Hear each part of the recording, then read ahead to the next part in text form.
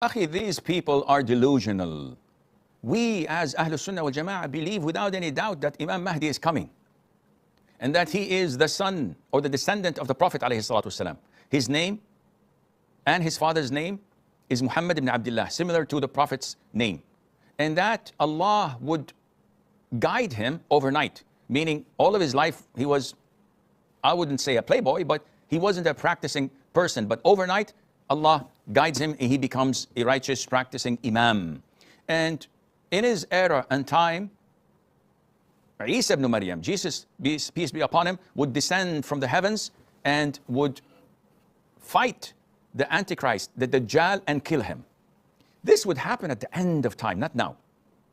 But his arrival, their arrival, doesn't mean anything to you and me, because we know that among those who will follow the Dajjal are many Muslims who would turn on their heels and leave Islam. And this is why the Prophet ﷺ ordered us to seek refuge in Allah every single salat.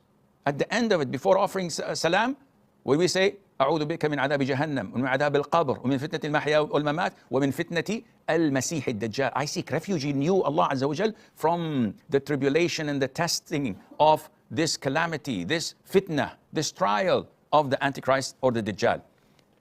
The Prophet told us that those with weak iman would come to see him and they would turn back on their heels and follow him. And this is why the Prophet says, whenever you hear of the Dajjal, do not confront him and run. Because one of you goes to listen to him thinking that he's a believer, and after listening to him, he flips and becomes a kafir.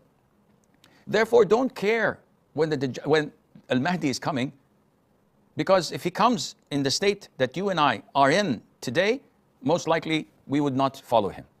Our iman is weak. We're not committed to Islam. We can't even pray Fajr on time in the masjid. We can't even say the truth without lying or cheating or consuming people's wealth unlawfully. We abuse our wives, and we're not fair with our children, and we're not good with our neighbors, and we do not connect our next of kin. What kind of a Muslim are you talking about? So be careful of these people and don't spend time debating or arguing with them. Let them be. Focus on yourself, on fixing yourself, your family, your relatives, your neighbors, your colleagues, those around you, and build a strong foundation and cement iman in their hearts. Because if you do so, then inshallah, when Imam Mahdi comes, you will be one of his supporters, if not one of his commanders, with the grace of Allah Azza wa Jal.